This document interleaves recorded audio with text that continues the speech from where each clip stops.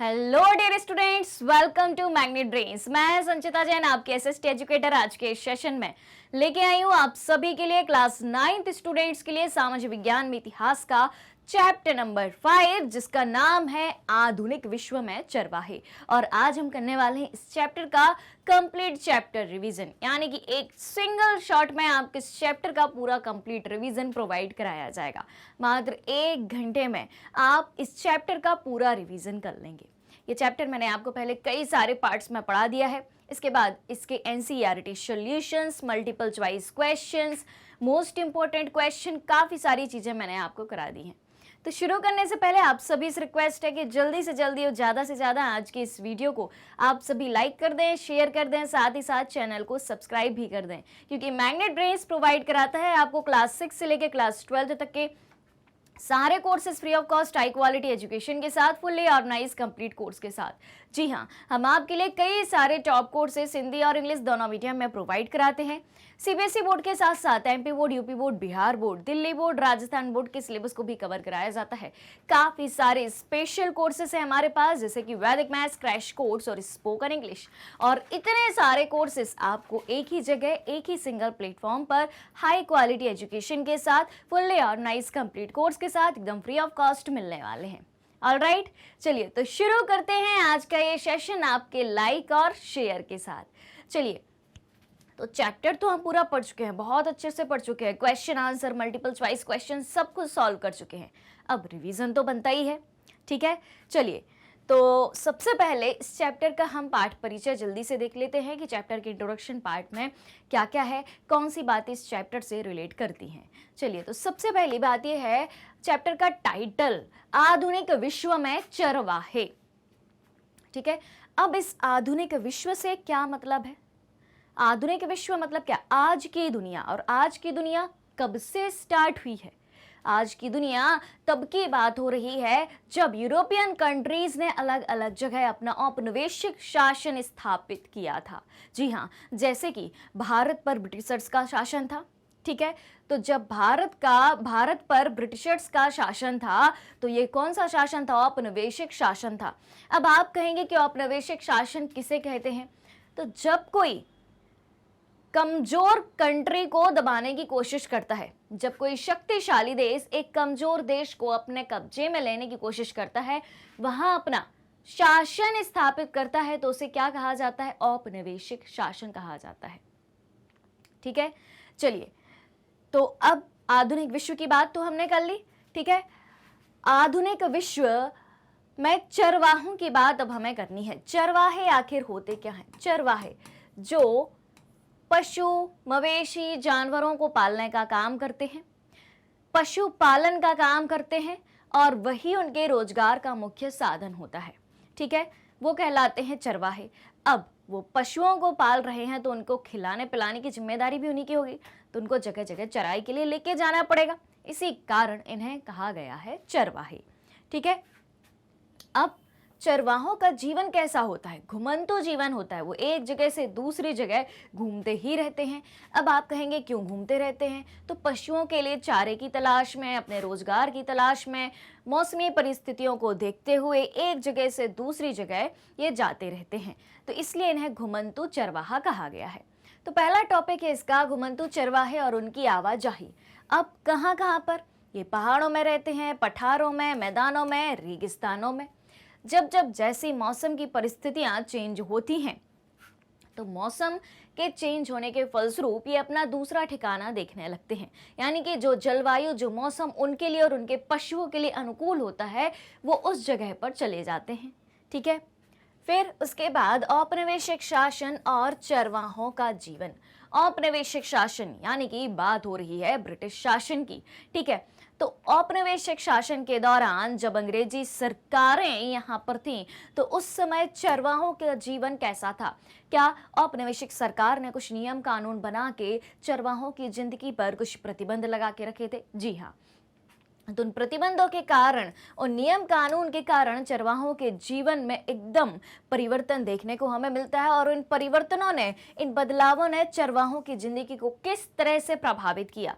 जो कानून, जो अधिनियम, जो परिवर्तन, जो प्रतिबंध, उस दौर में लाए गए थे और चरवाहों की जिंदगी पर थोपे गए थे, तो उन नियमों कानूनों ने, उन बदलावों ने चरवाहों की जिंदगी को कैसे प्रभावित किया, इसके बारे में हम जानेंगे।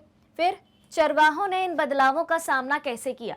अब काफी सारे परिवर्तन उनकी जिंदगी में देखने को मिल रहे हैं। किसी के भी लाइफ में कोई चेंजेस आता है तो उसका सामना तो करना ही पड़ता है। तो ठीक उसी तरीके से चरवाहों ने अपनी जिंदगी में उन बदलावों का सामना किस तरीके से किया, इसको भी हम जानेंगे।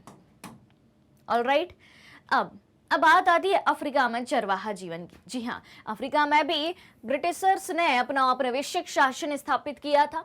तो अफ्रीका में चरवाहा जीवन में हम जानेंगे कि चारागाहों का क्या हुआ, वहां पर सरहदें किनके लिए, चरवाहों के लिए बंद कर दी गई थी, और जब किसी मौसम में सूखे के कारण या गर्मी में चारागाह सूख जाते हैं तो उस समय चरवाहे क्या करते हैं। क्या इन सब परिवर्तनों का सभी चरवाहों पर एक सा असर पड़ा था, जितने भी चरवाहे थे? क्या कुछ चरवाहे ऐसे भी थे जिन्हें इन सब चीजों का सामना बहुत कम करना पड़ा? क्या कुछ चरवाहे ऐसे थे जिनके पास चरवाहों के अलावा, यानी कि पशुपालन के अलावा कोई और भी व्यवसाय था? अगर था तो हो सकता है कि उनके जीवन पर एक जैसा असर ना पड़ा हो। ठीक है, फिर इतनी सब बातें जान के हम पहुंचेंगे कहाँ, निष्कर्ष पे, यानी कि इस चैप्टर के कंक्लूजन पे। ऑलराइट, चलिए, तो चैप्टर का इंट्रोडक्शन तो हो गया। अब हम चैप्टर को शुरू करते हैं और सबसे पहले आपको कुछ शब्द जो हैं, कुछ वर्ड्स जो हैं, उनकी जो है डेफिनेशन मैं आपको बता देती हूँ, ताकि आगे जाके जब चैप्टर पढ़े हम तो कोई भी दिक्कत आपको ना आए। ठीक है, तो कुछ टर्मिनोलॉजी है, देख लेते हैं इसको। सबसे पहले शब्द है आपके सामने घुमंतू। अब आप कहेंगे कि घुमंतू किसे कहते हैं, तो चलिए समझते हैं। वैसे लोग जो जीवन यापन की खोज में एक स्थान से दूसरे स्थान तक घूमते ही रहते हैं, घुमंतू कहलाते हैं। घुमंतू किसे कहते हैं? वैसे लोग जो जीवन यापन की खोज में एक स्थान से दूसरे स्थान तक, ठीक है, प्लेस, मान लो कोई प्लेस ए है, कोई प्लेस बी है, तो एक स्थान से दूसरे स्थान तक घूमते रहते हैं, उन्हें कहते हैं घुमंतू। ठीक है, फिर बात आती है चरवाहे किसे कहते हैं। तो वैसे लोग जो मवेशियों को पालकर अपना जीवन यापन करते हैं, उन्हें क्या कहा जाता है? चरवाहे कहा जाता है। चरवाहे किसे कहा जाता है? वैसे लोग जो मवेशियों को पालकर, मवेशी का मतलब होता है पशु या जानवर। मवेशी का मतलब क्या होता है? पशु या जानवर। ठीक है, तो वैसे लोग जो मवेशियों को पालकर अपना जीवन यापन करते हैं, वे क्या कहलाते हैं? चरवाहे कहलाते हैं। अब बात आती है किसकी? घुमंतू चरवाहे की। किसकी? घुमंतू चरवाहे की। तो भाई ऐसे लोग जो अपने मवेशियों के लिए चारे की व्यवस्था के लिए एक जगह से दूसरी जगह जाते रहते हो। घुमंतू मतलब जो अपने जीवन यापन की खोज में जा रहे हैं, और चरवाहे मतलब जो मवेशियों को पालकर अपना जीवन यापन कर रहे हो। अब इन दोनों शब्दों को मिलाकर डेफिनेशन बनती है किसके? घुमंतू चरवाहे की, कि वे लोग जो अपने मवेशियों के लिए चारे की तलाश में एक स्थान से दूसरे स्थान तक घूमते रहते हैं, उन्हें घुमंतू चरवाहा कहा जाता है।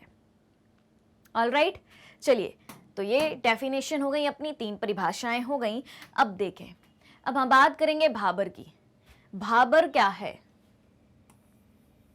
भाबर, ठीक है, जब हम चैप्टर पढ़ेंगे तो भाबर, बुग्याल जैसे शब्दों का भी प्रयोग करेंगे। तो इनकी डेफिनेशन सबसे पहले हम जान लेते हैं।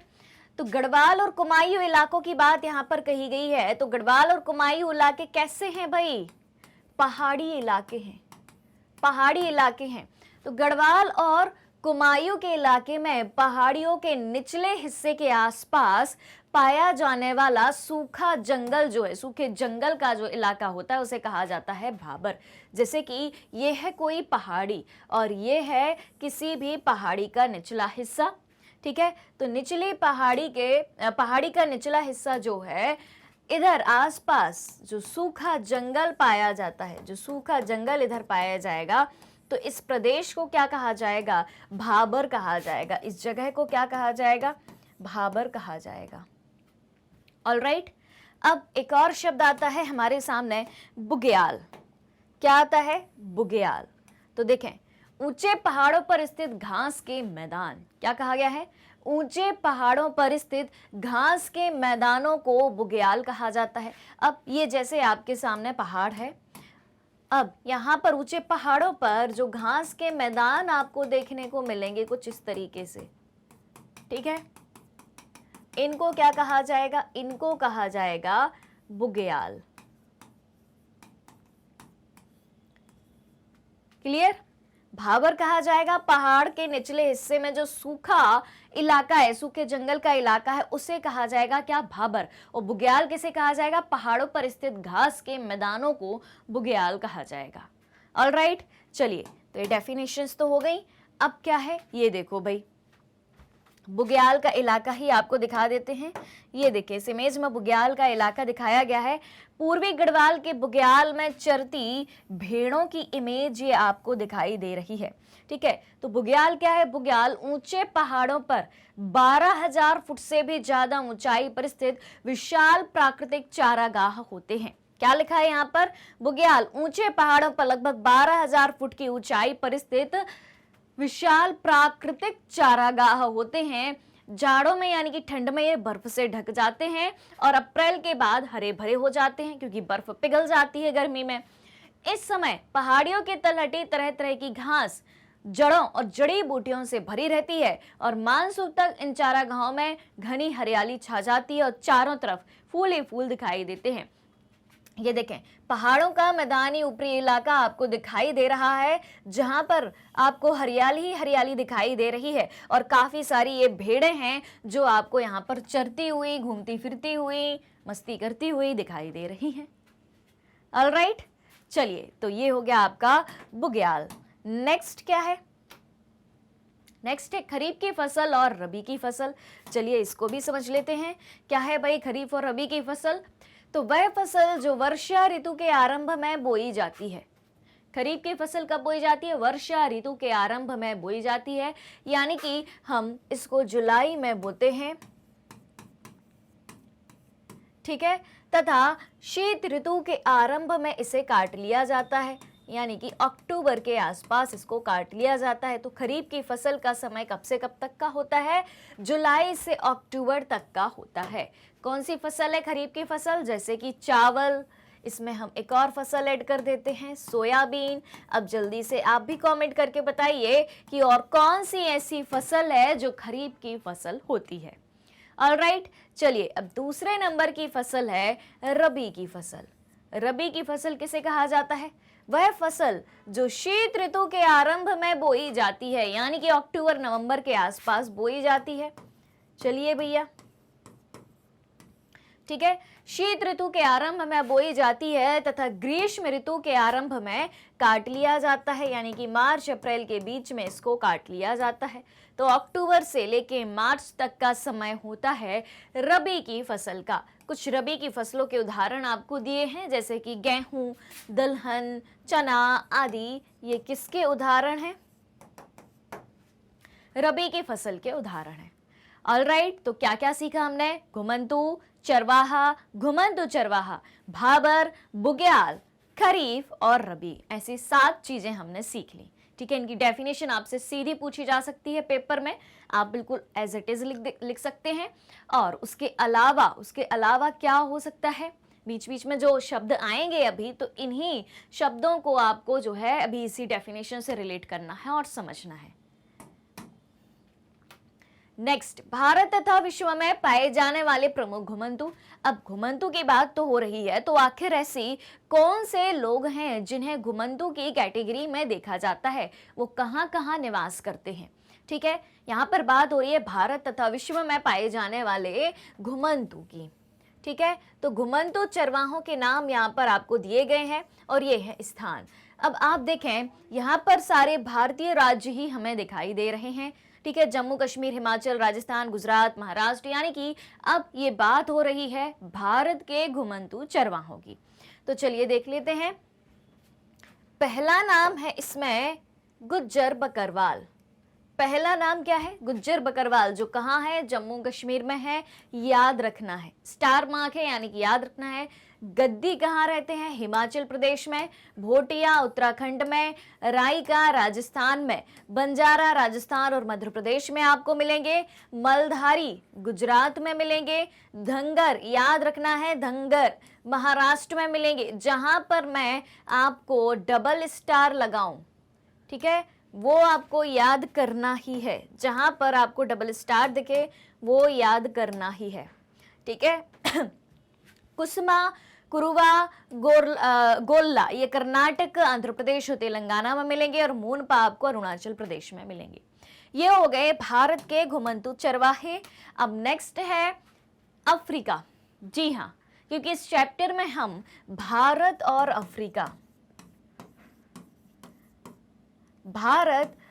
अफ्रीका के घुमंतू चरवाहों की हम बात करने वाले हैं।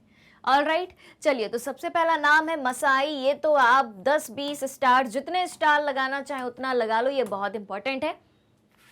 मसाई केन्या तंजानिया में, बेदुएस उत्तरी अफ्रीका, बर्बेड्स उत्तर पश्चिमी Africa, Turkana Uganda, Boran Kenya, Moors Mauritania, ये सब अफ्रीका की जगह हैं। सोमालिया, ये याद करना आसान है। नाम और जुलू दक्षिण अफ्रीका, बेजा मिस्र और सूडान में, ठीक है। तो आपको मुख्य रूप से ये 3 तो याद करनी है, मसाई, बेदुएस और बर्बेस, ठीक है। ये 3 आपको याद करने हैं, जिसमें मसाई तो याद रखना ही है कि केन्या और तंजानिया में पाए जाते हैं। ऑलराइट, चलिए अब देखो, अब ये घुमंतू चरवाहे घूमते क्यों रहते हैं, इनके भ्रमण के कारण क्या क्या है, तो समझते हैं इसको कि सालों भर फसल उगाने वाले कृषि क्षेत्र की कमी होती है, ठीक है। अब जैसे ये एक क्षेत्र में खेती का कार्य कर रहे हैं एक मौसम में, लेकिन दूसरे मौसम में परिस्थितियां बदल जाती हैं, वहां पर सूखे की संभावना बन जाती है, तो वो कैसे खेती का काम करेंगे, इन्हें दूसरी जगह जाना पड़ेगा। एक काम। दूसरा काम, मवेशियों के लिए चारे और पानी की खोज। अब ये पशुपालन का काम करते हैं, तो अपने मवेशियों के लिए चारा और पानी तो इनको खोजना ही पड़ेगा ना, ठीक है। दूसरी बात हो गई। तीसरी बात क्या है, विषम मौसमी दशाओं से स्वयं को एवं मवेशियों से बचाने के लिए। अब जैसे कि मान लो ये पहाड़ी इलाकों में रहते हैं और शीत ऋतु में यानी कि ठंड में पहाड़ों पर जम गई बर्फ, तो क्या होगा, ये कैसे रह पाएंगे इस इलाके में, इनके पशु कैसे रह पाएंगे, वहां उन्हें बर्फ होने के कारण चारा कैसे मिल पाएगा, तो ये क्या करेंगे, पहाड़ों के निचले इलाके में रहने के लिए आ जाएंगे, ठीक है, ठंड के मौसम में। और जब गर्मी का मौसम आ जाएगा तो ये सब बर्फ हट जाएगी, तो वापस ये यहाँ पर गर्मी में रहने के लिए चले जाएंगे, ठीक है। तो विषम मौसमी दशाओं से स्वयं को और अपने मवेशी यानी कि अपने पशुओं को बचाने के लिए ये भ्रमण करते हैं। फिर अपने उत्पादों को बेचने के लिए, यानी कि कृषि एवं पशुपालन से। किससे? कृषि एवं पशुपालन से इन्हें जो उत्पाद प्राप्त हो रहे हैं, पशुओं से क्या क्या प्राप्त हो सकता है इन्हें, दूध, घी, और जैसे कि ये भेड़ पालते हैं तो ऊन मिल जाएगा इन्हें, काफी सारे प्रोडक्ट हैं उनको बेचने के लिए, और ये कृषि कार्य कर रहे हैं तो जो भी अनाज है उनको बेचने के लिए एक जगह से दूसरी जगह जाते रहते हैं। अब अगर आपसे सीधा सवाल पूछा जाए यहाँ से कि घुमंतू चरवाहों के भ्रमण के क्या कारण है, कौन कौन से लिख देंगे आप, कि सालों भर फसल उगाने वाले कृषि क्षेत्र की कमी के कारण, मवेशियों के लिए चारा पानी की कमी के कारण, खोज के कारण, या विषम मौसमी दशाओं से स्वयं और अपने मवेशियों को बचाने के लिए और अपने उत्पादों को बेचने के लिए। ये 4 कारण आप बता देंगे, आंसर बन जाएगा। ऑलराइट, चलिए नेक्स्ट। अब बात हो रही है यहाँ पर पहाड़ों में घुमंतू चरवाहे और उनकी आवाजाही की। किसकी? पहाड़ों में जो घुमंतू चरवाहे हैं उनकी आवाजाही की, कि पहाड़ों में ये कब जाते हैं। तो यहाँ पर सबसे पहले हम बात करेंगे ऊपर वाले भारत की, यानी कि उत्तर भारत की, जम्मू कश्मीर की। जम्मू कश्मीर की एक घुमंतू जनजाति है गुज्जर बकरवाल। एक घुमंतू समुदाय या चरवाहा समुदाय है गुज्जर बकरवाल, ठीक है। जम्मू गुज्जर बकरवाल कहाँ के हैं? जम्मू कश्मीर के हैं। तो जम्मू कश्मीर के गुज्जर बकरवाल समुदाय के लोग अपने मवेशियों के लिए, अपने पशुओं के लिए चारागाहों की तलाश में भटकते भटकते 19वीं सदी में यहाँ आए थे, ठीक है। समय बीतता गया, यहीं बस गए। हुआ क्या, पहले ये जम्मू कश्मीर में नहीं रहते थे, लेकिन चारा पानी की खोज में आए और बाद में यहीं पर बस गए। समय बीतता गया और वह यहीं बस गए और सर्दी गर्मी के हिसाब से फिर जब सर्दी और गर्मी का मौसम होता था तो अलग अलग चारागाहों में जाने लगे। अब सर्दी में कहाँ जाएंगे, गर्मी में कहाँ जाएंगे, इसको समझने की कोशिश करिएगा। तो ठंड के समय में ऊंची पहाड़ियां बर्फ से ढक जाती हैं। ठंड के समय में क्या होता है, ऊंची ऊंची पहाड़ियां बर्फ से ढक जाती हैं, तो वह पहाड़ों के नीचे आकर अपना डेरा डाल लेते थे। ठंड में पहाड़ों के नीचे आ जाते थे और ठंड के समय में निचले इलाकों में मिलने वाली झाड़ियां ही उनके जानवरों के लिए चारा बन जाती थी। ठीक है, फिर जैसे ही गर्मियां शुरू होती थी, जमी हुई बर्फ की मोटी चादर पिघलने लगती। जो पहाड़ों पर बर्फ पिघली होती है वो ठंड में जमी होती है, वो ठंड में जमी होती है, अब वो गर्मी के आते ही पिघल जाएगी। ठीक है, तो गर्मी के आते ही बर्फ पिघलने लगती और चारों ओर हरियाली छा जाती। तो ये वापस कहाँ आ जाते, वापस से अपने पहाड़ों पर आ जाते। तो यहाँ उगने वाली घास से मवेशियों का पेट भी भर जाता और उन्हें सेहतमंद खुराक भी मिल जाती थी। यानी कि सर्दी और गर्मी के हिसाब से ये अपना स्थान परिवर्तित करते रहते हैं। जब जैसे ही मौसम की परिस्थितियां हुई और जो मौसम जिस जगह के लिए उन्हें अनुकूल हुआ उस जगह वो चले जाते थे। ठीक, चलिए नेक्स्ट है गद्दी चरवाहों की आवाजाही। अभी हमने क्या पढ़ा, गुज्जर बकरवाल जो जम्मू कश्मीर में है।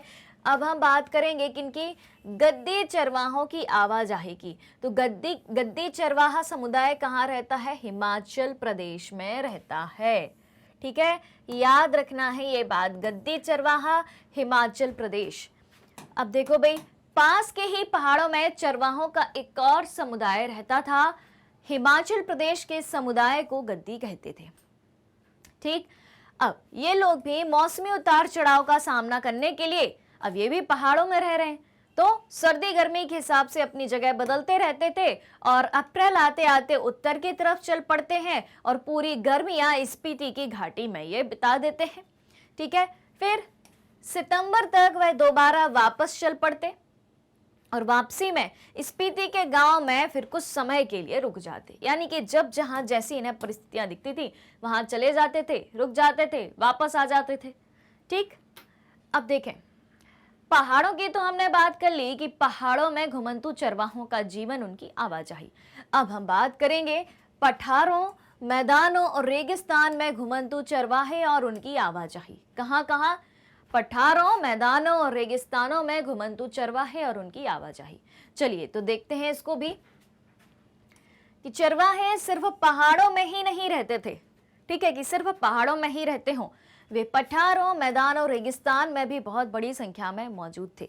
जी हाँ, यहां पर आप देखें, ये बात हो रही रेगिस्तान की। राजस्थान कहां पर है, भारत का ही एक राज्य है, पश्चिम की तरफ स्थित है। ठीक है, तो पश्चिमी राजस्थान के थार रेगिस्तान में चरते राईका समुदाय के ऊंट। राईका भी क्या है, एक घुमंतू चरवाहा समुदाय है जो कहाँ रहता है, राजस्थान में रहता है। राजस्थान कैसा इलाका है, राजस्थान रेगिस्तानी इलाका है, ये बात तो हम सभी जानते हैं। ठीक है, तो यहाँ पाई जाने वाली सूखी और कटीली झाड़ियों के सहारे सिर्फ ऊंट ही जिंदा रह सकते हैं, लेकिन पर्याप्त भोजन पाने के लिए उन्हें बहुत बड़े इलाके में चरना पड़ता है। ठीक है, तो इस बात से हमें ये समझ में आता है कि चरवाहे सिर्फ पहाड़ों में ही नहीं बल्कि पठार, मैदान और रेगिस्तान में भी रहते हैं। अब हम बात करते हैं एक और घुमंतू समुदाय की जिसका नाम है धनगर। धनगर, अब धनगर कहाँ रहते हैं, धनगर रहते हैं भैया महाराष्ट्र में। कहाँ रहते हैं ये, महाराष्ट्र में रहते हैं। चलिए, तो धनगर महाराष्ट्र का एक जाना माना चरवाहा समुदाय है और 20वीं सदी की शुरुआत में इस समुदाय की आबादी थी 4,67,000। ठीक है, और इनमें से ज्यादा, धनगर में से ज्यादातर लोग चरवाहे थे। हालांकि कुछ लोग कंबल और चादर बनाने का काम भी किया करते थे और कुछ लोग भैंस पालते थे। और ये बरसात के दिनों में महाराष्ट्र के मध्य पंडालों में रहते थे। यह एक ऐसा इलाका था जहां बारिश बहुत कम होती थी। जहां ये रहते थे बरसात के दिनों में महाराष्ट्र के मध्य पंडालों में रहते थे, अपना एक तंबू सा बना के रहते थे। और ये एक ऐसा इलाका था जहां बारिश बहुत कम होती थी और मिट्टी भी खास उपजाऊ नहीं थी और चारों तरफ सिर्फ कटीली झाड़ियां होती थी। ठीक है, फिर देखो, फिर देखो, बाजरे जैसी सूखी फसलों के अलावा यहाँ कुछ नहीं उगता था, क्योंकि बारिश उतनी होती नहीं थी, हरियाली होती नहीं थी। तो वे वाली फसलें सूखे इलाके में उगाई जा सकती हैं जिनको पानी की आवश्यकता नहीं होती, और बाजरा उनमें से एक है। तो बाजरे जैसी सूखी फसलों के अलावा यहाँ कुछ भी नहीं उगता था, और अक्टूबर के आसपास धनगर बंजारे बाजरे की कटाई किया करते थे। ठीक है, फिर महीने भर पैदल चलने के बाद वे कोक्कड़ के इलाके में जाकर डेरा डाल देते थे। अब इनने क्या किया, अक्टूबर के आसपास बाजरे की कटाई कर ली, इनके लिए फसल हो गई। फिर वो महीने भर पैदल चलते थे और कहाँ जाते थे, कोक्कड़ के तटीय इलाके में जाते थे, जैसे कि यहाँ पर है महाराष्ट्र। ठीक है, और महीने भर ये चलेंगे तो इधर इन्हें मिल जाएगा कोक्कड़ तट। ठीक है, तो कोक्कड़ के इलाके में जाके इन्हें डेरा डाला, और अच्छी बारिश उपजाऊ मिट्टी की बदौलत इस कोक्कड़ क्षेत्र की जो मिट्टी है वो उपजाऊ थी, खेती अच्छी होती थी।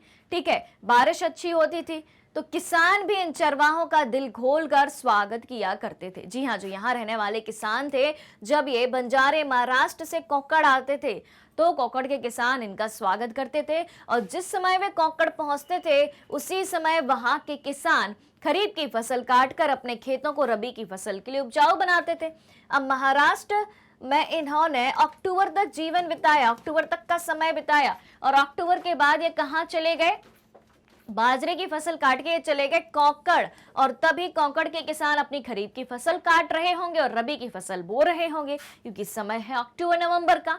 ठीक है, तो रबी की फसल के लिए दोबारा उपजाऊ बनाते थे, और बारिश शुरू होते ही धनगर तटीय इलाके छोड़कर सूखे पठारों की तरफ लौट आते थे। और जैसे ही कोक्कड़ के तट की तरफ यानी कि तटीय इलाकों में बारिश होती थी तो धनगर समुदाय के लोग क्या करते थे, इन तटीय इलाकों को छोड़कर सूखे पठारों की तरफ वापस लौट आते थे, क्योंकि इनकी जो भेड़ें होती थी, भेड़ पालते थे ये, इनकी भेड़ें गीले मानसूनी हालत को बर्दाश्त नहीं कर पाती थी, इसलिए सूखे इलाकों में रहा करते थे कि जब जहां बारिश नहीं होगी तब वहां जाके हम रहेंगे।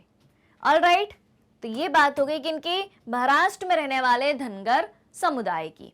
अब देखें, अब हम बात करते हैं कहा कि कर्नाटक और आंध्र प्रदेश की। तो कर्नाटक और आंध्र प्रदेश में भी सूखे मध्य पठार घास और पत्थरों से अटे पड़े थे। इनमें मवेशियों, भेड़ बकरियों और गड़रियों का ही बसेरा रहता था। अब यहाँ रहने वाला एक समुदाय था गोल्ला चरवाहा समुदाय या गोल्ला घुमंतु चरवाहा समुदाय। तो गोल्ला समुदाय के लोग गाय भैंस पालते थे, और एक और समुदाय था कुरुमा। ठीक है, जबकि कुरुमा और कुरुबा समुदाय, गोल्ला समुदाय के लोग गाय भैंस पालते थे, और दो और समुदाय थे चरवाहे समुदाय ही कुरुमा और कुरुबा। कुरुबा और कुरुमा समुदाय भेड़ बकरियां पालते थे और हाथ के बुने हुए कंबलों को बेचा करते थे। ठीक है, अब ये लोग जंगलों और छोटे छोटे खेतों के आसपास रहा करते थे। अपने जानवरों की देखभाल के साथ साथ कई दूसरे काम धंधे भी करते थे। अब यहां से हमें समझ में आता है कि कुछ चरवाहे ऐसे भी थे जो पशुपालन के अलावा, मवेशियों को पालने के अलावा दूसरे काम भी करते थे, जैसे कि यहाँ आप देखें कि हाथ के बुने कंबल भी बनाते थे, ये बेचते थे, और जानवरों की देखभाल के साथ साथ दूसरे काम धंधे भी ये किया करते थे। यानी कि आगे जाके जब औपनिवेशिक शासन यहाँ पर स्थापित होगा, ब्रिटिश सरकार जब शासन करेगी, तो कुछ समुदाय ऐसे रहेंगे जो पूरी तरीके से परेशान नहीं हो पाएंगे, क्योंकि उनके पास करने को दूसरा काम भी होगा। चैप्टर के इंट्रोडक्शन में हमने पढ़ा था कि क्या सभी चरवाहों पर एक जैसा असर पड़ा था। ठीक है, अब कहानी यहीं से शुरू हो जाती है। चले आगे, चलिए अब देखें, पहाड़ी चरवाहों के विपरीत यहाँ के चरवाहों का एक स्थान से दूसरे स्थान जाना सर्दी गर्मी से तय नहीं होता था। पहाड़ी चरवाहों के साथ क्या होता था, जो हमने हिमाचल प्रदेश के गद्दी और जम्मू कश्मीर के गुज्जर बकरवाल के बारे में पढ़ा था हमने, जो उसमें क्या हो रहा था, उसमें ये हो रहा था कि सर्दी गर्मी के हिसाब से वो अपना स्थान परिवर्तित कर लेते थे। लेकिन जो निचले इलाकों में रहने वाले लोग हैं, चाहे वो रेगिस्तान में रहने वाले लोग हों, पठारों में रहने वाले लोग हों, मैदानों में रहने वाले लोग हों, तो पहाड़ी चरवाहों के विपरीत यहाँ के जो चरवाहे होते हैं वो एक स्थान से दूसरे स्थान पर जाना उनका सर्दी गर्मी से तय नहीं होता। उनका आना जाना किससे तय होता है? बरसात और सूखे मौसम के हिसाब से अपनी जगह बदलते थे। जैसे कि धनगर समुदाय के लोगों की हमने बात करी थी, जो कि महाराष्ट्र में रहते हैं। ठीक है, तो महाराष्ट्र में जब बहुत ज्यादा बारिश होने लगती है तो वो कहाँ चले जाते हैं? कोंकण के तटीय इलाके में चले जाते हैं। ठीक है, और जब कोंकण के तटीय इलाकों में बारिश होने लगती है तो वापस यहाँ लौट आते हैं। क्यों? क्योंकि उनकी भेड़ें जो हैं वो भेड़ पालन का काम करते हैं। उनकी भेड़ें बरसात को सहन नहीं कर पाती हैं। ठीक है, अब देखो, सूखे इलाकों में, सूखे महीनों में वे तटीय इलाकों की तरफ चले जाते थे, जबकि बरसात शुरू होने पर वापस चल देते थे। ठीक है, फिर मॉनसून के दिनों में तटीय इलाकों में जिस तरह के गीले दलदली हालात पैदा हो जाते थे वे सिर्फ भैंसों को ही रास आ सकते थे। जब मानसून का दौर आता था तो मानसून के दिनों में तटीय इलाकों में क्या होता था? भाई तटीय इलाके हैं, मानसून आ रहा है, बारिश हो रही है, तो कैसा होगा? दलदली हालात पैदा हो जाएंगे। तो उनमें क्या बाकी जानवर रह सकते थे? नहीं। उस मौसम में, उन हालातों में सिर्फ भैंसें ही अपना जीवन बिता सकती थी। ठीक है, क्लियर हो गई ये बात? अब देखें, ऐसे समय में बाकी जानवरों को सूखे पठारी इलाकों में ले जाना जरूरी था। यानी कि जब तटीय इलाकों में बारिश हो रही हो, दलदली क्षेत्र हो, तो उनको कहां ले जाना पड़ेगा? सूखे इलाकों में ले जाना पड़ेगा। ठीक है, अब देखो, एक और समुदाय के बारे में हम बात करेंगे, बंजारा। बंजारों का नाम तो सुना होगा भाई, सभी ने देखा भी होगा। बंजारे वो काफी सजे धजे रहते हैं। महिलाएं जो है लहंगा पहना करती हैं, चुनरी ओढ़ा करती हैं, इतना लंबा घूंघट डाले होती हैं, हाथी दांत की बहुत सारी चूड़ियां पहने होती हैं। यानी कि बंजारा एक अलग ही उनकी संस्कृति दिखाई देती है।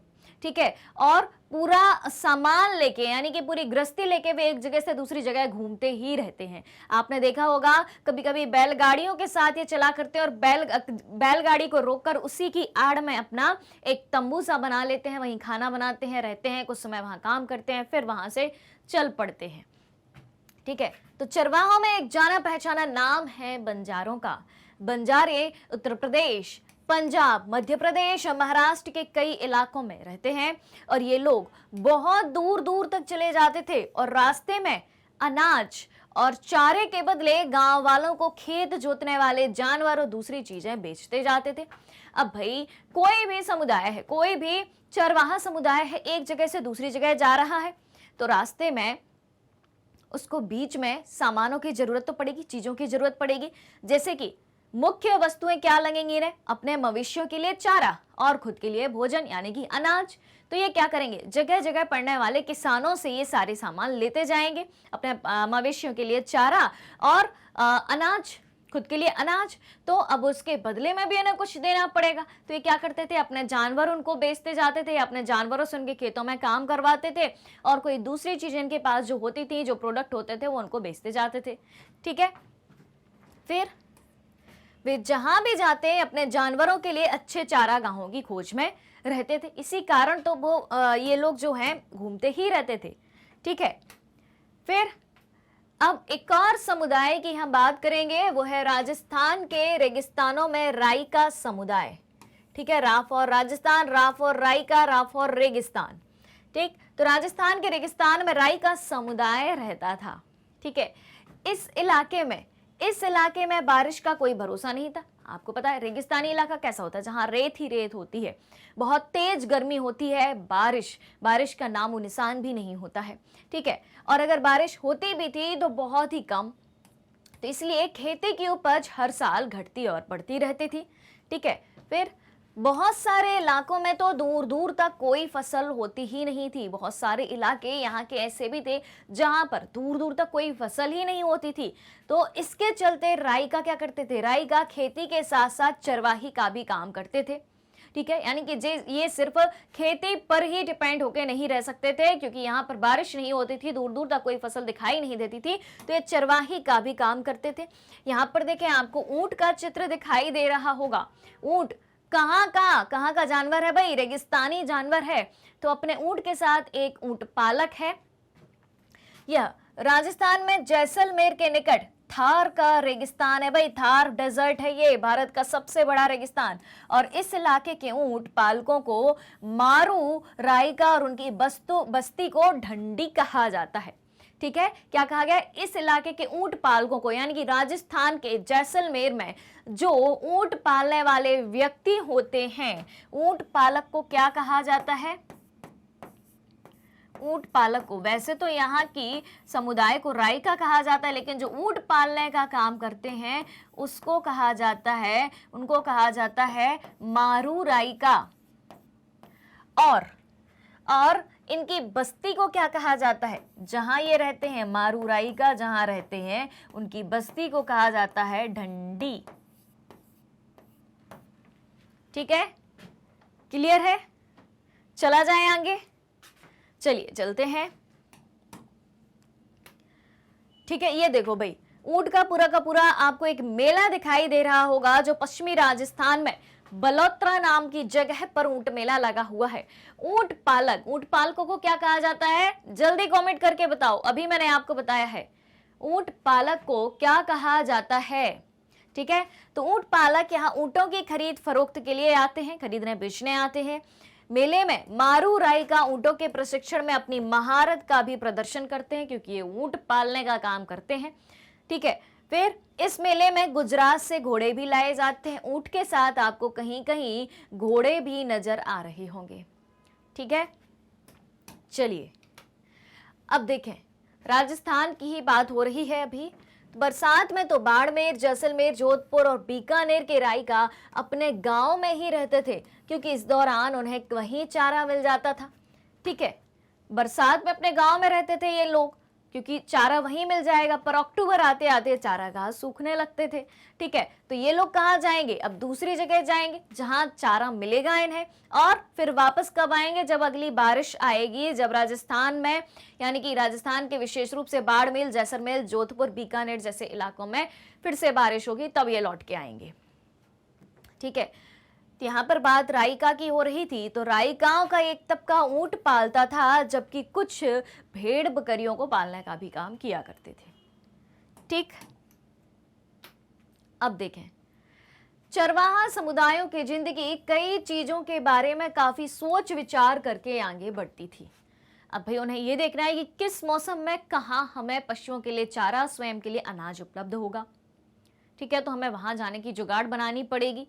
ठीक है, फिर उस इलाके में कब मौसम की परिस्थितियां विपरीत होंगी तो हमें अपने यहाँ लौटना पड़ेगा। तो काफी सोच विचार करके इनको अपनी जिंदगी आगे बढ़ानी होती थी।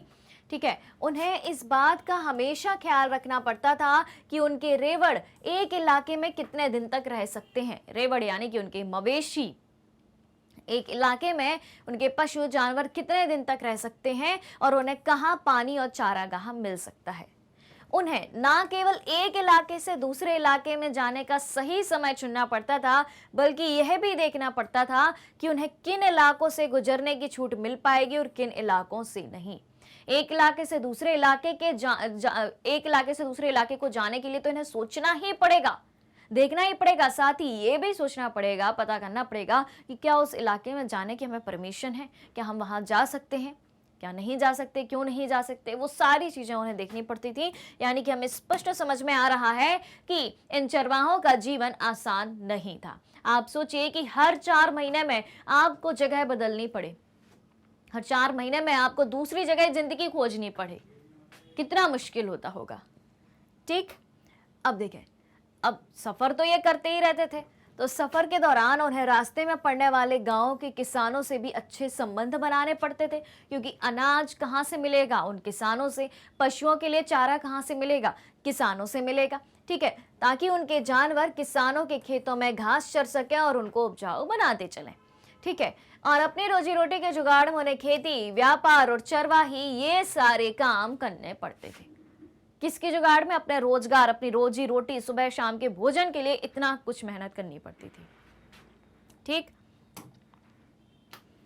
अब देखें, अब आएगा औपनिवेशिक शासन और चरवाहों का जीवन। यानी कि ब्रिटिश शासन के दौरान चरवाहों का जीवन किस तरीके से प्रभावित हुआ। तो चलिए समझते हैं इसको।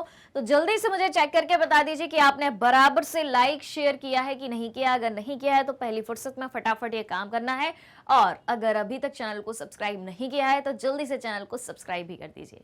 ऑलराइट, चलिए। तो औपनिवेशिक शासन के दौरान चरवाहों की जिंदगी में बहुत ज्यादा बदलाव आया। जब से औपनिवेशिक शासन आया, यानी कि जब से यूरोपियन कंट्रीज ने हमारे यहाँ और अदर कंट्रीज में अपना शासन स्थापित किया, उनको कब्जे में लिया, तब से चरवाहों की जिंदगी में बहुत ज्यादा बदलाव हमें देखने को मिलते हैं। जैसे कि उनको इधर उधर आने जाने के लिए बंदिशें लगा दी गई। अब चरवाहों का काम क्या होता है? घुमंतू होते हैं, घूमते ही रहते हैं, तभी उनका जीवन चल पाएगा, तभी उनकी रोजी रोटी चल पाएगी। लेकिन जब औपनिवेशिक शासन स्थापित हो गया तो क्या होगा?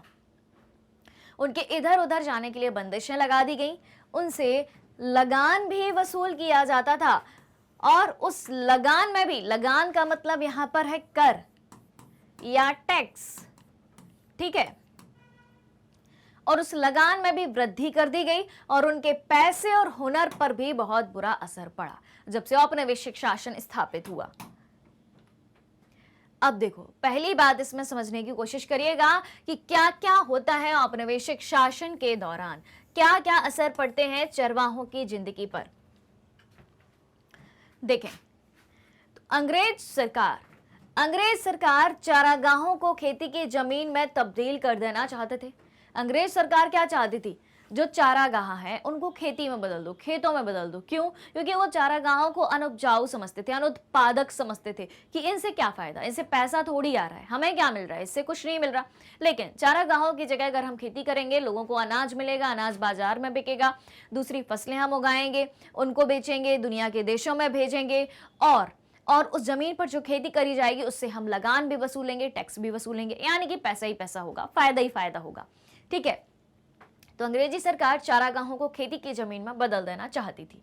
ठीक है, और जमीन से मिलने वाला लगान उसकी आमदनी का एक बड़ा स्रोत था। लगान यानी कि जो टैक्स मिलता जमीन से उनको, खेती से, वो उनकी इनकम का सोर्स था। ठीक है, और अगर खेती का क्षेत्रफल बढ़ता तो उनकी आय और ज्यादा बढ़ती जाती। जैसे जैसे खेती का क्षेत्रफल बढ़ता जाता, खेत जो हैं बढ़ते जाते, चारागाहों को इस तरीके से खेत बनाते जाते, तो लगान भी बढ़ता जाता, यानी कि टैक्स भी बढ़ता जाता। ठीक है, फिर इतना ही नहीं, कपास, गेहूं और अन्य चीजों के उत्पादन में भी इजाफा होता, यानी कि जो फसलें हैं, अब ज्यादा क्षेत्रफल होगा तो ज्यादा क्षेत्रफल में ज्यादा फसलें उगाई जा सकेंगी, तो फसल में भी वृद्धि होगी। इजाफा होना यानी कि वृद्धि होना, जिनकी इंग्लैंड में बहुत ज्यादा जरूरत थी। ठीक, तो अंग्रेज अफसरों को बिना खेती की जमीन का कोई मतलब समझ में नहीं आता था। अगर कोई जमीन खाली है, चारागाह है, वहां पर खेती का काम नहीं हो रहा, तो अंग्रेज अफसर कहते थे कि इस जमीन का हमें मतलब ही समझ नहीं आता, क्या पैदा हो रहा है, क्या फायदा हो रहा है इस जमीन से। ठीक है, तो उन्हें लगता था कि इस जमीन से ना तो लगान मिल रहा है और ना ही उपज हो रही है। तो अंग्रेज ऐसी जमीन को क्या समझते थे? बेकार समझते थे, और ऐसी जमीनों को खेती के लायक बनाना जरूरी समझते थे कि इनको खेतों में तब्दील कर दो, यहां पर कृषि कार्य करो। इसलिए इन्होंने क्या किया? भूमि विकास के नए नए नियम बनाए। अब देखते हैं आगे, नियम भी हमें पता चलेंगे। देखें, अब दूसरी बात, पहली बात तो यह थी कि ये चारागाहों को खेतों में बदलना चाहते थे। अब दूसरी बात क्या समझ में आती है औपनिवेशिक शासन के दौरान? तो देखें, 19वीं सदी के मध्य की बात हो रही है यहाँ पर।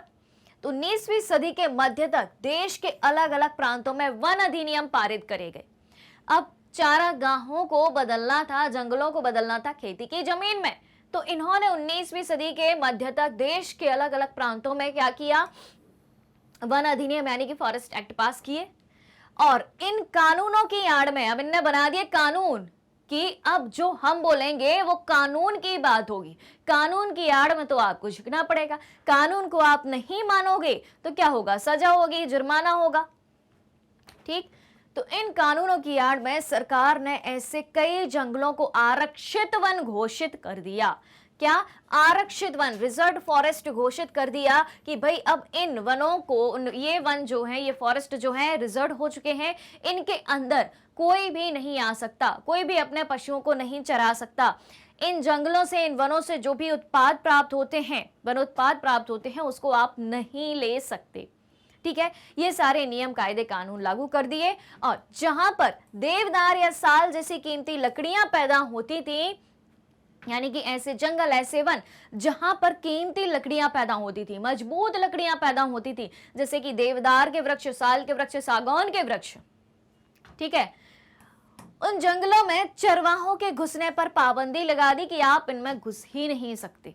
ठीक है, फिर जंगलों में चरवाहों को कुछ अधिकार तो दिए गए, लेकिन उनके आने जाने पर अभी बंदिशें लगी थीं और वन अधिनियमों ने चरवाहों की जिंदगी बदल डाली। चरवाहे जो मुक्त रूप से घूमा करते थे, एकदम फ्री होके घूमा करते थे, एक जगह से दूसरी जगह अपना जीवन चलाते थे, अब उनकी जिंदगी इन वन अधिनियम के चलते बदल गई है।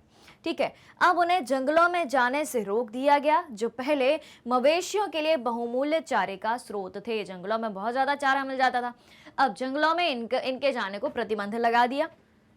ठीक है, फिर जिन क्षेत्रों में प्रवेश की छूट दी गई, जिन क्षेत्रों में प्रवेश की छूट दी गई, यानी कि आरक्षित वनों को छोड़कर और दूसरे जो सुरक्षित और ग्रामीण वन थे उनमें छूट तो दी गई यानी आने जाने की, लेकिन वहां भी बहुत कड़ी नजर रखी जाती थी। पुलिस की निगरानी में सारा काम होता था और जंगलों में दाखिल होने के लिए परमिट भी लेना पड़ता था। परमिट यानी कि लाइसेंस। आरक्षित वनों में तो भैया घुसने ही नहीं देंगे, और बाकी के जो वन है वहां घुसने के लिए आपको क्या लेना पड़ेगा? परमिट यानी कि लाइसेंस लेना पड़ेगा, और लाइसेंस मिलना भी आसान नहीं होता था। जी हाँ, ठीक है, यानी कि अब जो पशुओं का प्राकृतिक अधिकार है चारे के द्वारा भोजन पाना, वो कैसा बन गया? उस पर प्रतिबंध लगा दिया गया। अगर पशुओं के नाम का लाइसेंस है आपके पास, परमिट है आपके पास, तब आप उनको भोजन खिला सकते हो। सोचो भैया, ऐसा भी होता था।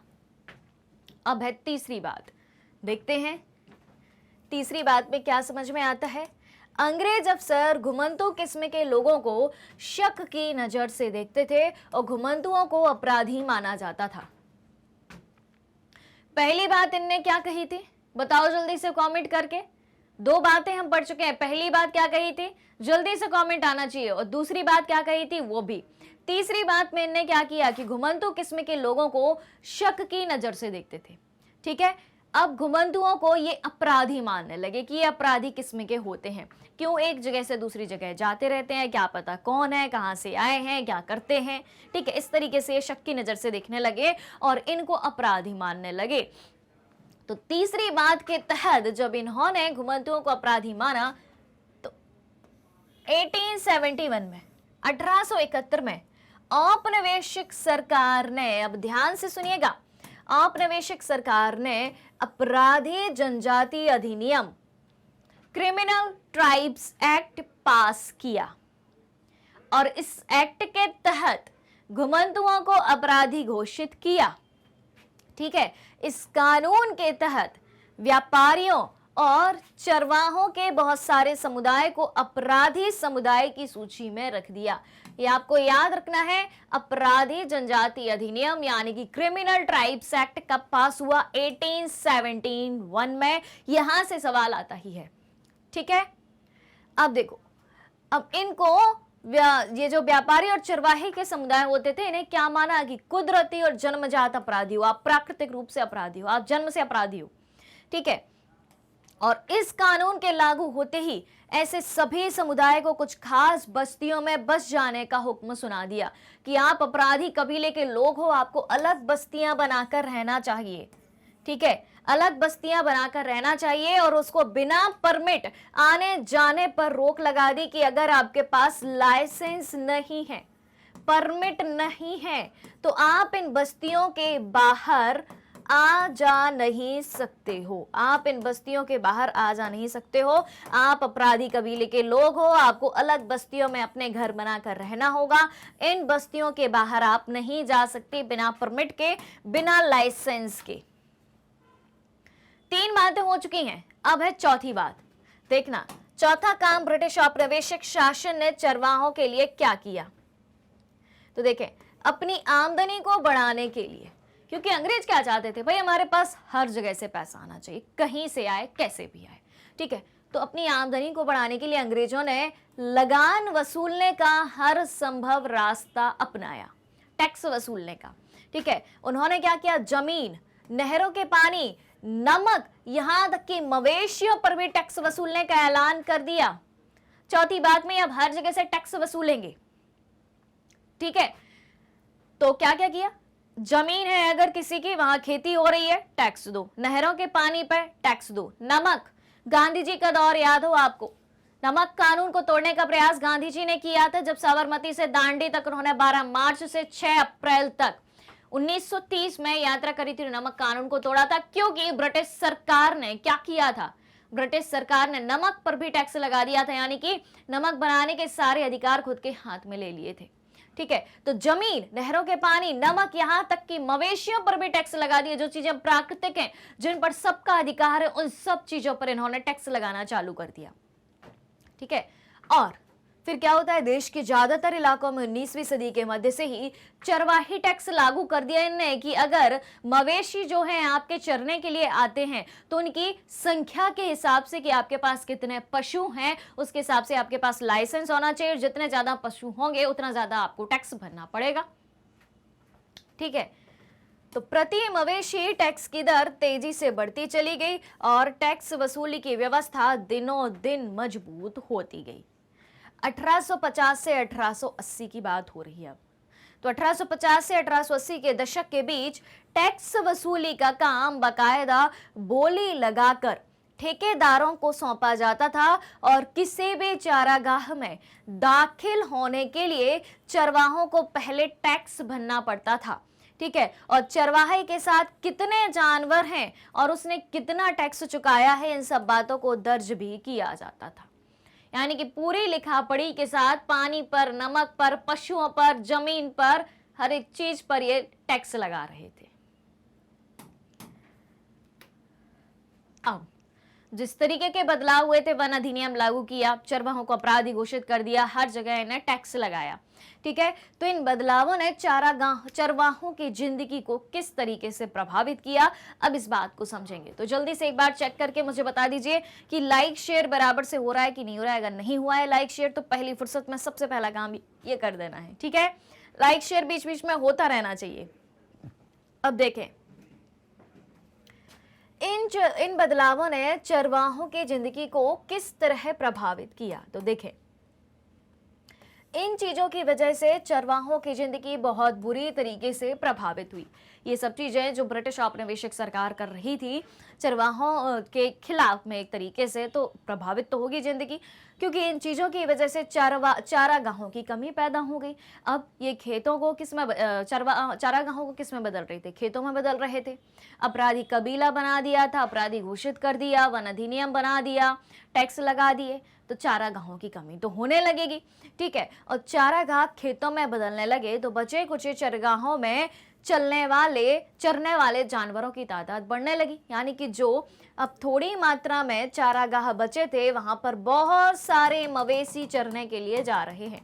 तो क्या होगा, क्षेत्रफल कम है, पशुओं की संख्या ज्यादा है खाना खाने के लिए, तो दिक्कत तो होगी, ठीक है। और चारागाहों के बेहिसाब इस्तेमाल से अब क्षेत्रफल कम है, पशुओं की संख्या ज्यादा है, छोटे से क्षेत्रफल में ज्यादा पशु खाने के लिए आए हैं, तो इन चारागाहों का बेहिसाब इस्तेमाल हो रहा है, ठीक है। तो चारागाहों का स्तर गिरने लगेगा और जानवरों के लिए चारा कम पड़ने लगेगा, ठीक है। फलस्वरूप जानवरों की सेहत और तादाद भी गिरने लगी, सेहत पर असर पड़ने लगा, सेहत कमजोर हुई, जानवर भूखे मरने लगे, तो उनकी संख्या कम होने लगी। तादाद कम होना यानी कि संख्या कम होना, चारे की कमी और जब तक पड़ने वाले अकाल की वजह से कमजोर और भूखे जानवर बड़ी संख्या में मरने लगे थे।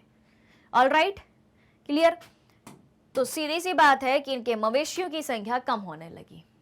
अब औपनिवेशिक काल में घुमंतू चरवाहों के जीवन में आए परिवर्तन एवं उनके प्रभावों को समझते हैं। ब्रिटिश शासन जब आया तो घुमंतू चरवाहों के जीवन में क्या परिवर्तन आए और क्या प्रभाव पड़े, उन परिवर्तनों का क्या प्रभाव पड़ा। तो देखें, परिवर्तन क्या है, भूमि कर बढ़ाने के लिए चारागाहों का कृषि भूमि में बदलना, यानी कि चारागाह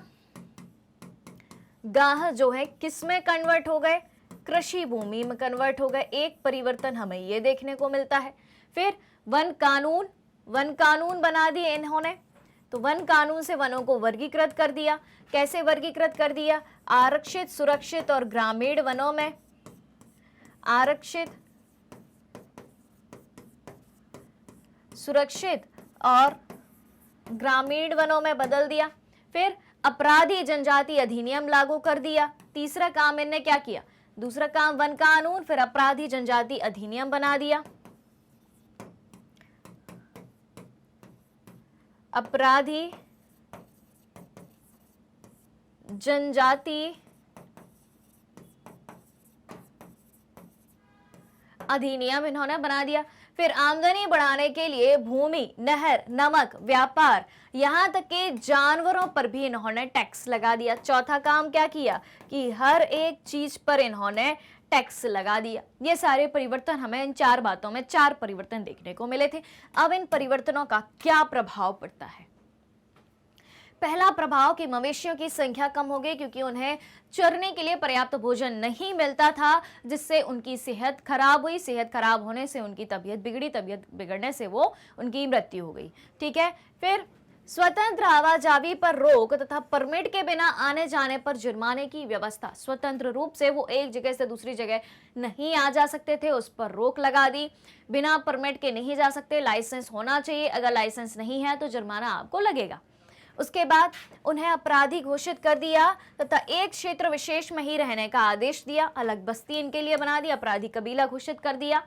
फिर स्थानीय पुलिस के सतर्क निगरानी में परमिट के आधार पर ही ये जो है अपने पशुओं को चरा सकते थे। जो वहां की लोकल पुलिस थी, बाकी के जो इलाके थे, बाकी के इलाके में अगर पशु चर रहे हैं तो किस आधार पर? एक तो निगरानी और दूसरा परमिट के आधार पर। ये सारी व्यवस्थाएं उस दौर में लागू कर दी गई थी। तो ओवरऑल कहा जाए तो पशुओं और उनके चरवाहों की जिंदगी पर इसका बुरा प्रभाव पड़ा था। ठीक। फिर प्रत्येक समूह को मवेशियों की संख्या के आधार पर पास जारी किया गया। जो भी चरवाहे होते थे, उन चरवाहों के पास, किसके पास कितने मवेशी हैं, उस आधार पर पास जारी किए जाते थे, जो उन्हें चारागाहों में घुसने से पहले ही दिखाना पड़ता था कि ये है परमिट, ये इतने मवेशी हैं, इनकी संख्या इतनी लिखी है, आप चेक कीजिए। ठीक है। और इस प्रकार टैक्स व्यवस्था ने उनका जीवन दूभर कर दिया। और जितनी ज्यादा संख्या में मवेशी होते थे, जितने ज्यादा नंबर ऑफ एनिमल्स उनके पास होते थे, उतना ज्यादा उन्हें क्या करना पड़ता था? उतना ज्यादा उन्हें टैक्स भरना पड़ता था। ऑलराइट, चलिए, तो औपनिवेशिक शासन के दौरान जो परिवर्तन आए थे उनके बारे में पढ़ा, और जो प्रभाव, उन परिवर्तनों के जो प्रभाव चरवाहों की जिंदगी पर देखने को मिलते हैं उनके बारे में भी हमने जाना। ऑलराइट, क्लियर है कहानी? ठीक है, चला जाए आगे। सीधा सवाल पूछा जा सकता है यहाँ से कि औपनिवेशिक शासन के दौरान चरवाहों की जिंदगी में क्या परिवर्तन आए।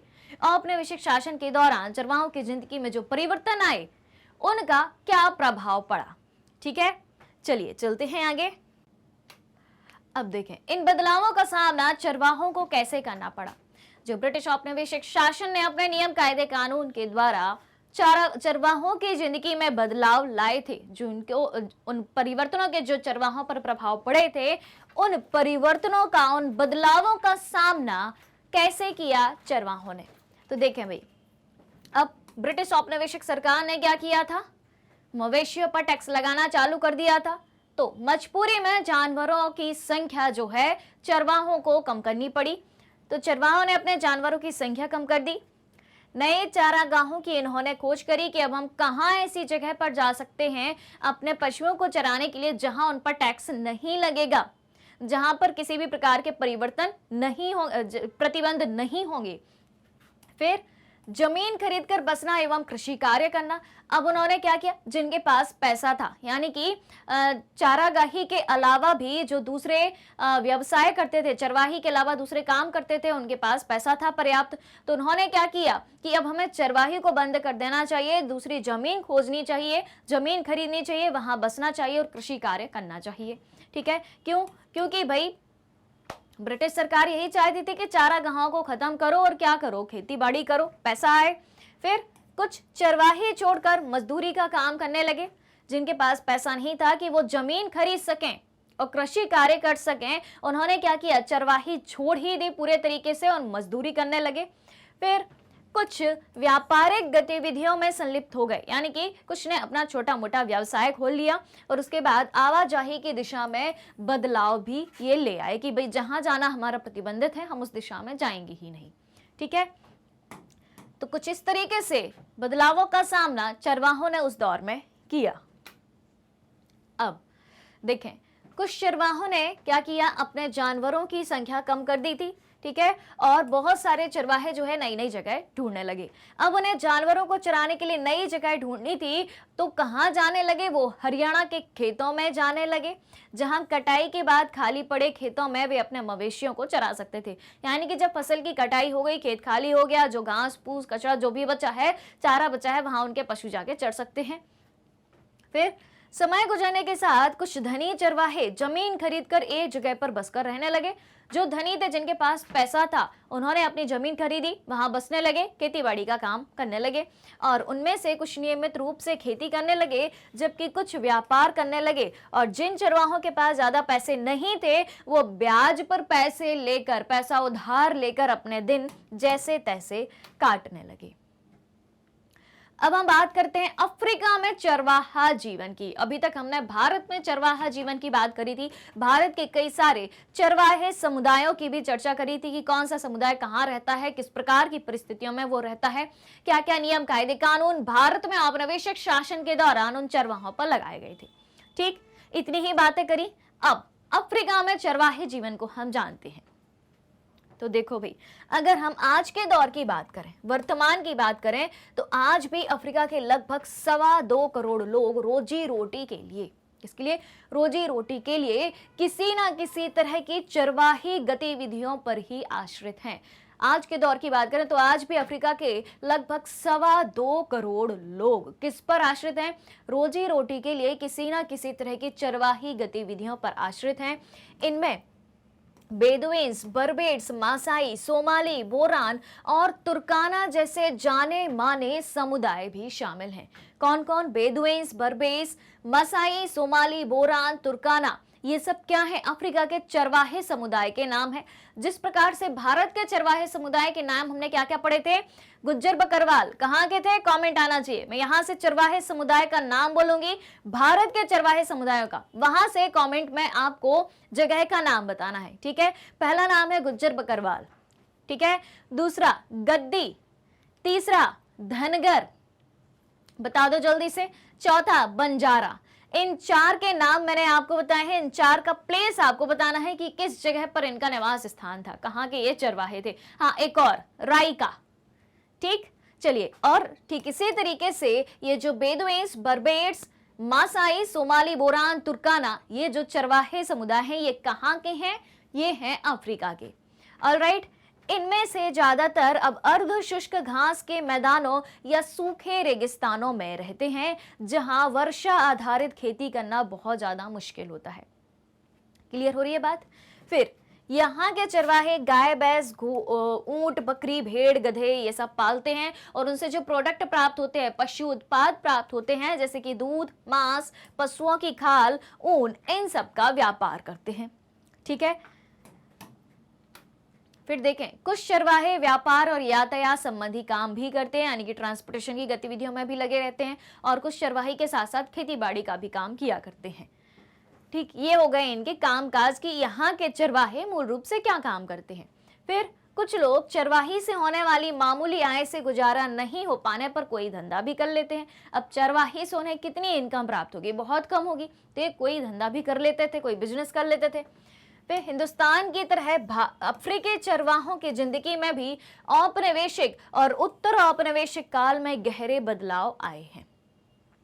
जिस तरीके से हिंदुस्तान में ब्रिटिश औपनिवेशिक शासन ने चरवाहों की जिंदगी पर कानून लगाकर प्रतिबंध लगाए थे, तो ठीक उसी तरीके से अफ्रीका में भी इन्होंने वैसा काम किया था।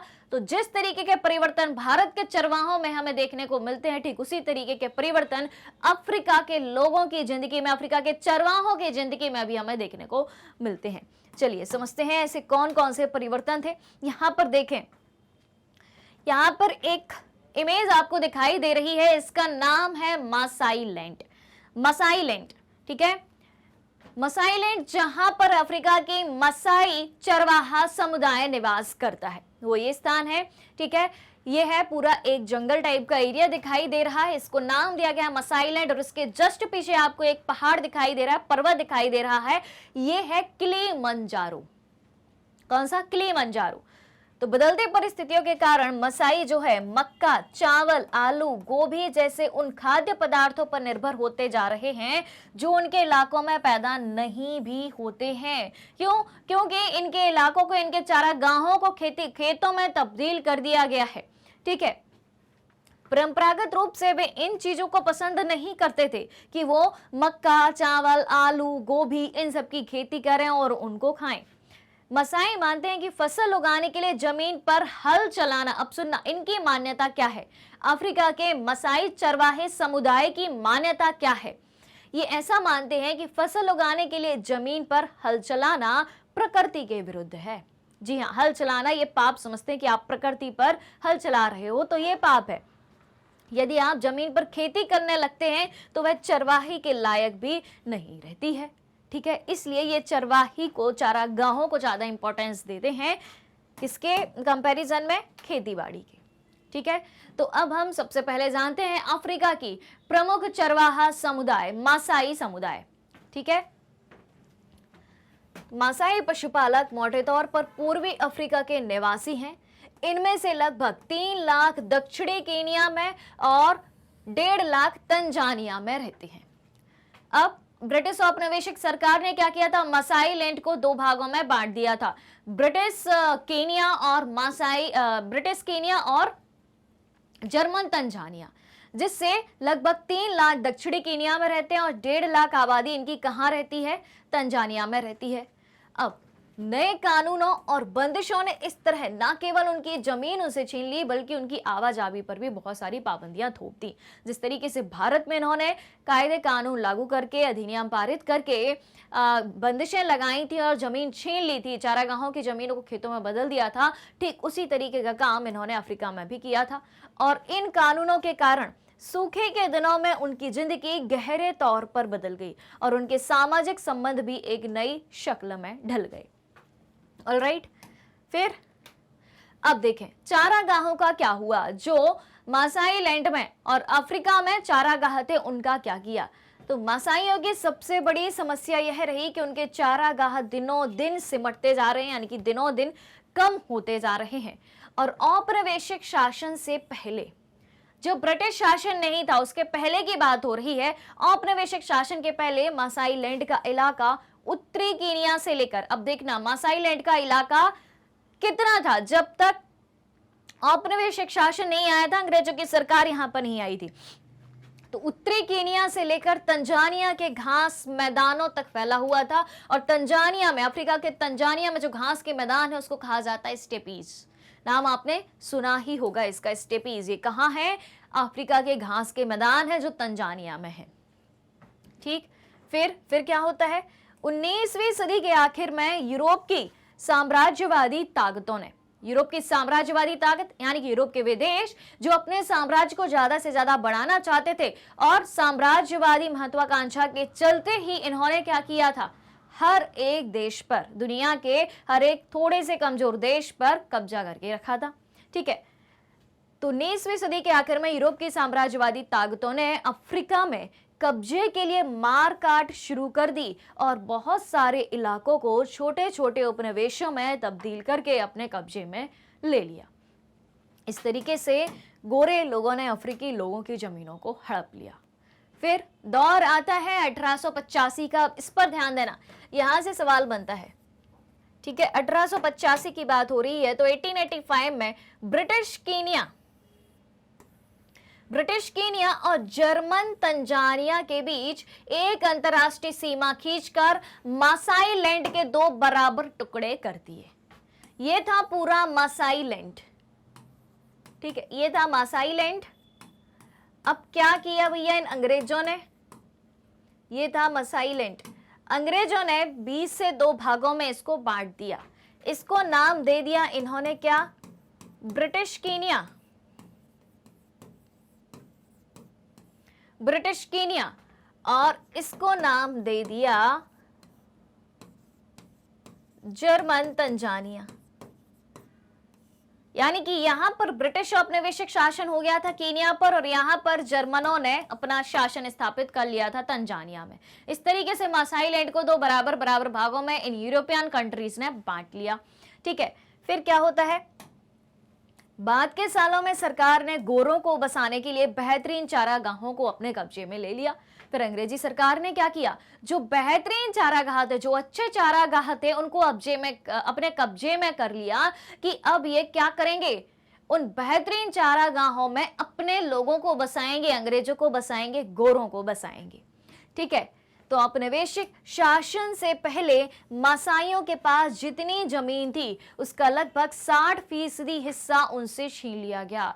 यानी कि इन यूरोपियन कंट्रीज के औपनिवेशिक शासन से पहले की बात हो रही है, जब तक ये अफ्रीका नहीं आए थे उसके पहले मासाइयों के पास जितनी भी जमीन थी उस जमीन का 60% हिस्सा इन्होंने छीन लिया और उन्हें, यानी कि अफ्रीकियों को, खासतौर से मसाइयों को ऐसे सूखे इलाके में कैद कर दिया जहां ना तो अच्छी बारिश होती थी और ना ही हरे भरे चारागाह होते थे।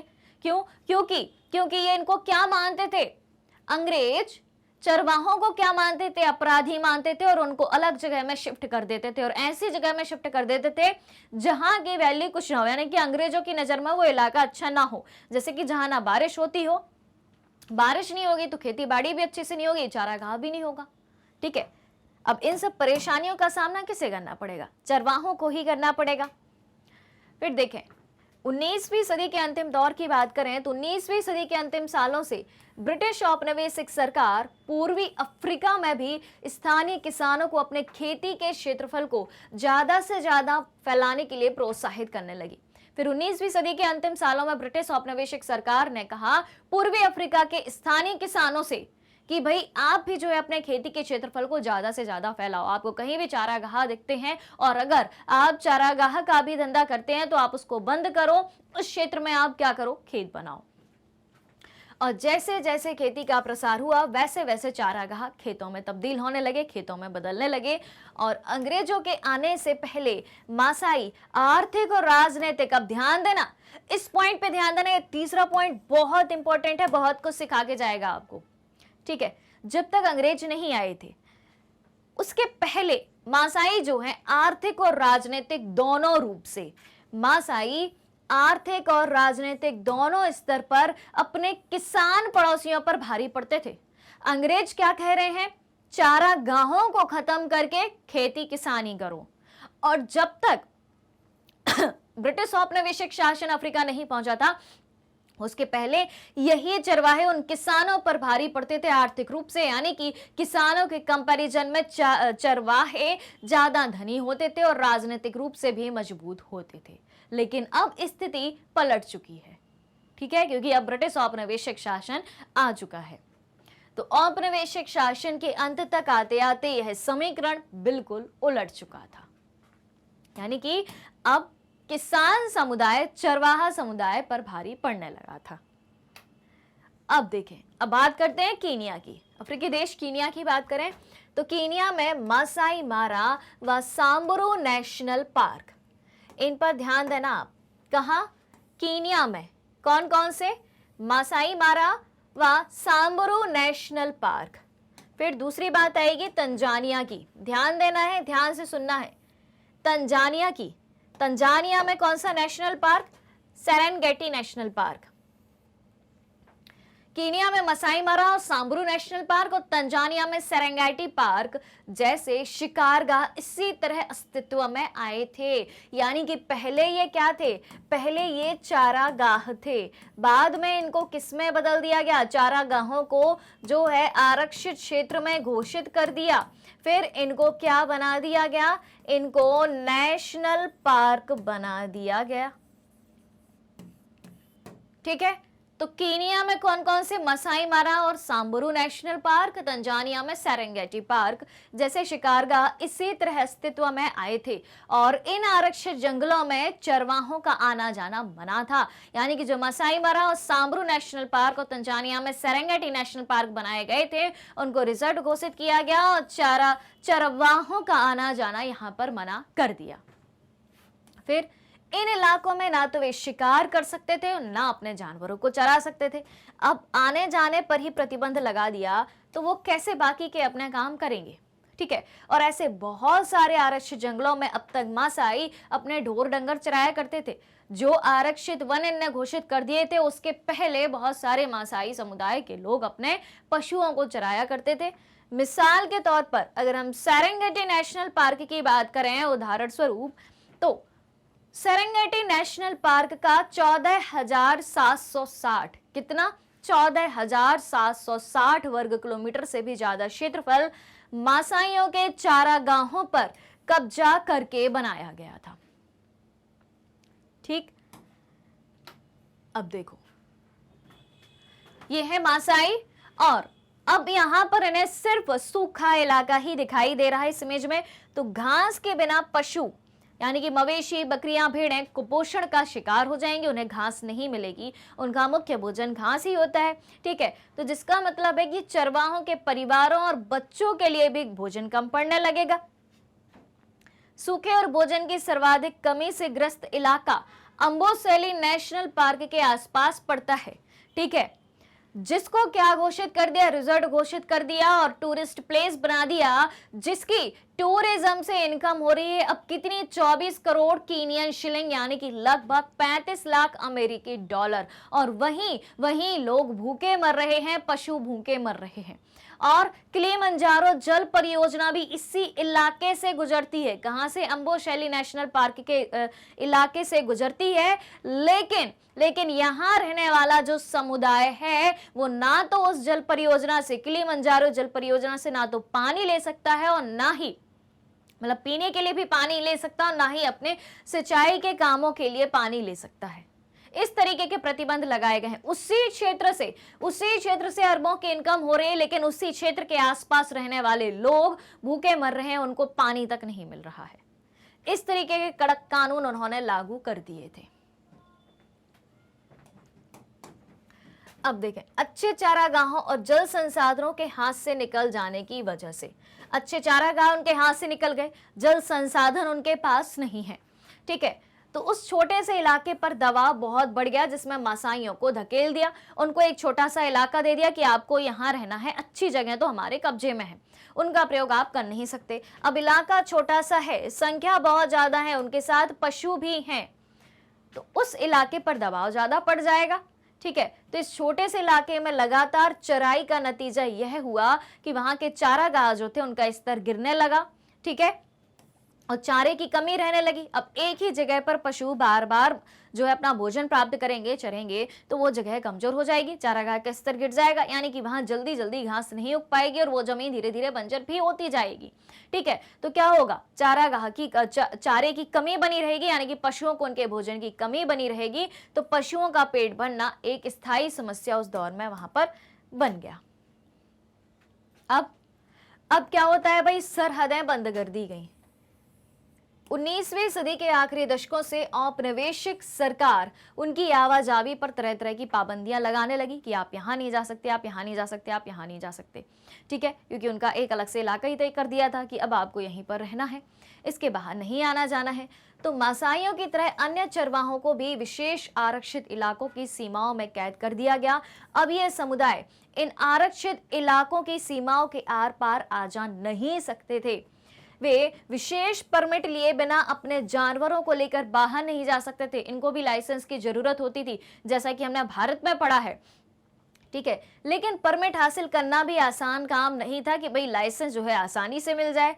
इसके लिए उन्हें तरह तरह की बाधाओं का सामना करना पड़ता था और ब्रिटिश सरकार उन्हें तंग भी किया करती थी। ठीक, फिर क्या होता है, अगर कोई इन नियमों का पालन नहीं करता था तो उसे कड़ी से कड़ी सजा दी जाती थी। चरवाहों को गोरों के इलाके में पड़ने वाले बाजारों में दाखिल होने से भी रोक दिया जाता था। गोरों का एक अलग से इलाका बना दिया था और उस इलाके में चरवाहे किसी भी काम के लिए नहीं जा सकते थे और बहुत सारे इलाकों में तो वे अपने व्यापार भी नहीं कर सकते थे। कौन? चरवाहे। बाहर से आए गोरे और यूरोपीय औपनिवेशिक अफसर उन्हें खतरनाक और बर्बर स्वभाव वाला मानते थे। क्या कहते थे गोरे लोग, गोरे अफसर लोग, अंग्रेज अफसर, कि भाई ये जो चरवाहे हैं ये बर्बर स्वभाव वाले हैं, खतरनाक स्वभाव वाले हैं, क्रूर होते हैं, जंगली होते हैं, अपराधी होते हैं, ऐसा कहने लगे थे। और उनकी नजर में ये ऐसे लोग थे, यानी कि अंग्रेजों की नजर में चरवाहे ऐसे लोग थे जिनसे से कम संबंध रखना ही उचित है। लेकिन इन स्थानीय लोगों से किसी भी तरह के संबंध ना रखना भी मुमकिन नहीं था। अंग्रेज उनसे नफरत करते थे लेकिन किसी भी तरीके के संबंध रखना भी नामुमकिन था। कैसे? आखिर खानों से माल निकाल लें। अब क्या किया था भाई, अफ्रीका में जाके अंग्रेजों ने वहां की खदानों पर कब्जा कर लिया, ठीक है, जंगलों पर कब्जा कर लिया, तो भाई काम करने के लिए मजदूर तो चाहिए। अब इनकी स्ट्रेटेजी देखो आप, इनकी रणनीति देखो कि वहां के लोगों से उनकी जमीन छीन ली, उनके पशु छीन लिए, सब कुछ छीन लिया, उनका मुख्य धंधा छीन लिया, मुख्य व्यवसाय छीन लिया और अब उनको क्या करेंगे? उनको मजदूर बनाएंगे, उन्हीं के देश में उनको गुलाम बना के काम करवाएंगे।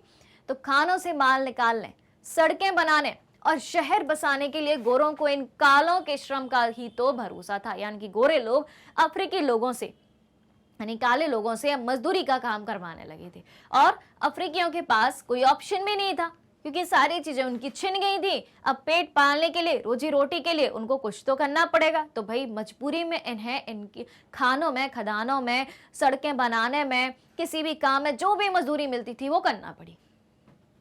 ठीक, फिर नई सरहदों ने चरवाहों की जिंदगी रातों रात बदल डाली। नई पाबंदियों और बाधाओं की आड़ में उन्हें प्रताड़ित किया जाने लगा, परेशान किया जाने लगा और वे छोटे से इलाके में खुद को कैद सा महसूस करने लगे और इससे उनकी चरवाही और व्यापारिक दोनों तरह की गतिविधियों पर बहुत बड़ा असर पड़ा। अब तक चरवाहे ना केवल मवेशी चराते थे बल्कि तरह तरह के व्यवसाय भी किया करते थे। यानी कि चरवाही के अलावा दूसरा काम भी इन्हें करना पड़ा, तो छोटे मोटे व्यापार भी करने लगे और औपनिवेशिक शासन के अंतर्गत थोप दी गई बंदिशों से उनका व्यापार बंद तो नहीं हुआ, लेकिन अब उस पर तरह तरह के अंकुश जरूर लगाए गए। यानी कि जो भी काम ये करते थे उस पर ब्रिटिश सरकार क्या लगा देती थी? कानून थोप देती थी। फिर अब ऐसा समय जब चारागाह सूख जाए तब क्या होता होगा? चरने के लिए जब जमीन ना बचे, चारा ना बचे, तब क्या होता होगा? तो देखें, जिस साल बारिश नहीं होती और चारागाह सूख जाते हैं, क्या कहा गया है? जिस साल बारिश नहीं होती और चारागाह सूख जाते हैं, अगर उस साल मवेशियों को किसी हरे भरे इलाके में ना ले जाया जाए तो उनके सामने क्या होगा? भुखमरी का संकट पैदा हो जाएगा। ठीक है, अब वैसे भी चरवाहों को एक ऐसा क्षेत्र सौंप दिया गया है, ऐसे क्षेत्र में रहने को मजबूर कर दिया गया है जो अनउपजाऊ है, सूखा है। अब बारिश होगी तो उस इलाके में क्या होगा? थोड़ा बहुत चारा उगेगा तो उनके पशु पल जाएंगे, लेकिन जब बारिश नहीं होगी तब क्या होगा? ठीक है, तो परंपरागत तौर पर चरवाहे घुमंतु स्वभाव के लोग होते हैं। ठीक है, एक जगह से दूसरी जगह चारे, भोजन, पानी की तलाश में जाते रहते हैं। इसी घुमंतु बने की वजह से वे बुरे वक्त का सामना कर पाते हैं क्योंकि वो अलग अलग जगह जाके अलग अलग मौसमी परिस्थितियों से परिचित होते हैं, अलग अलग लोगों से परिचित होते हैं। तो जो बदलाव उनके जीवन में आ रहे थे ब्रिटिश औपनिवेशिक सरकार के द्वारा, इन्हीं घुमंतुपने की वजह से, जो उनका स्वभाव होता है उसी घुमंतुपने की वजह से वे बुरे वक्त का सामना कर पाते हैं और संकट से बच निकलते हैं। औपनिवेशिक शासन की स्थापना के बाद तो मसाइयों को एक निश्चित इलाके में कैद कर दिया गया था, उनके लिए एक इलाका आरक्षित कर दिया गया और चरागाहों की खोज में यहाँ वहाँ भटकने पर रोक लगा दी गई कि अब जो है ये यहाँ वहाँ नहीं भटक सकते। जो बेहतरीन चारागाह थे वहां से उन्हें महरूम कर दिया, यानी कि वहां से उन्हें बाहर निकाल दिया गया और एक ऐसी अर्धशुष्क पट्टी में रहने पर मजबूर कर दिया गया जहां सूखे की आशंका जो है हमेशा बनी रहती थी। ठीक है, अब ये बात मैंने बताई थी। तो अब इनके सामने है संकट। तो ये लोग संकट के समय भी अपने जानवरों को लेकर ऐसी जगह पर नहीं जा सकते थे जहां उन्हें अच्छे चारागाह मिले। क्यों? क्योंकि उनके आने जाने पर प्रतिबंध लगा दिया कि इस क्षेत्र के बाहर आप जा ही नहीं सकते हो। तो कैसे जाएंगे? जब सूखा पड़ेगा, मौसम चेंज होगा, तो वो कैसे जाएंगे? नहीं जा पाएंगे। इसलिए सूखे के सालों में मासाइयों के बहुत सारे मवेशी भूख और बीमारियों की वजह से मर जाते थे। जैसे जैसे चरने की जगह सिकुड़ती गई, यानी कि जैसे जैसे चारागाह कम होते गए, सूखे के दुष्परिणाम भयानक रूप लेते चले गए और बार बार आने वाले बुरे सालों की वजह से चरवाहों के जानवरों की संख्या में लगातार गिरावट आती गई, यानी कि उनके मवेशी धीरे धीरे मरने लगे। पर ये सब जो बदलाव हो रहे थे ब्रिटिश औपनिवेशिक शासन के दौरान, जिन परिवर्तनों का, जिन बदलावों का सामना चरवाहों को करना पड़ रहा था, तो क्या उन बदलावों का हर एक चरवाहे पर ऐसा एक सा असर पड़ा? क्या सब पर एक जैसा असर पड़ा? जी नहीं, सब पर एक जैसा असर नहीं पड़ा। कैसे? तो औपनिवेशिक काल में अफ्रीका के बाकी स्थानों की तरह मासाई लैंड में भी आए बदलावों से सारे चरवाहों पर एक जैसा असर नहीं पड़ा। अब देखो, उपनिवेश बनने से पहले मासाई समाज दो सामाजिक श्रेणियों में बटा हुआ था। अब मासाई समाज के सामाजिक विभाजन को हम समझते हैं। जब तक औपनिवेशिक शासन अफ्रीका में नहीं आया था, उसके पहले मासाई समाज दो श्रेणियों में बटा था। एक होते थे वरिष्ठ जन यानी कि एल्डर्स, और दूसरे होते थे योद्धा यानी कि वॉरियर्स। वरिष्ठ जन क्या करते थे? शासन चलाते थे वरिष्ठ जन, ठीक है। समुदाय से जुड़े मामलों पर विचार विमर्श करते थे, अहम फैसले लेते थे और समय समय पर सभा करते थे। उसके बाद योद्धा क्या करते थे? योद्धा में कौन शामिल था? योद्धा वॉरियर्स में नौजवान होते थे, नवयुवक होते थे, जिन्हें मुख्य रूप से लड़ाई लड़ने, कबीले की हिफाजत करने के लिए, सुरक्षा करने के लिए रखा जाता था। ये अपने कबीले की, अपने समुदाय की रक्षा करते थे। दूसरे कबीले के मवेशी छीन कर लेके आते थे। जी हाँ, और जहां जानवर ही संपत्ति हो, क्योंकि क्या है भाई, चरवाहों के लिए संपत्ति क्या है? जानवर ही है। तो जहां जानवर ही संपत्ति हो, वहां हमला करके दूसरों से उनके जानवर छीन लेना एक महत्वपूर्ण काम हुआ करता था, और ये युद्ध के द्वारा छीन भी लेते थे। तो युवाओं को योद्धा वर्ग का हिस्सा तभी माना जाता था जब वे दूसरे समूह के मवेशियों को छीनकर युद्ध में बहादुरी का प्रदर्शन करके अपनी मर्दानगी साबित कर देते थे, ठीक है। फिर भी वे वरिष्ठ जनों के नीचे रहकर ही काम करते थे, क्योंकि वरिष्ठ जन शासक वर्ग था, ये थे योद्धा। ऑलराइट, तो मसाई समाज दो भागों में बटा था औपनिवेशिक शासन के पहले, वरिष्ठ जन और योद्धा, यानी कि एल्डर्स और वॉरियर्स। चलिए फिर देखें, मासाइयों के मामलों की देखभाल करने के लिए अंग्रेज सरकार ने कई ऐसे फैसले लिए जिनसे आने वाले सालों में बहुत गहरे असर पड़े। अब देखना अंग्रेज सरकार कौन से फैसले लेती है। उन्होंने कई मासाई उपसमूहों के मुखिया तय कर दिया, मासाइयों को उपसमूहों में बांट दिया, उनका अलग अलग मुखिया बना दिया और अपने अपने कबीले के सारे मामलों की जिम्मेदारी उन्हें सौंप दी, ठीक है। अलग अलग उपसमूह बना दिए, उनका मुखिया बना दिया, जिम्मेदारी उन्हें सौंप दी।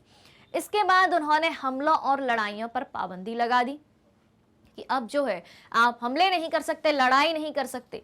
योद्धाओं का काम क्या होता था? दूसरों के मवेशी छीनकर लाना युद्ध के द्वारा, वो अब ये काम नहीं कर सकते थे।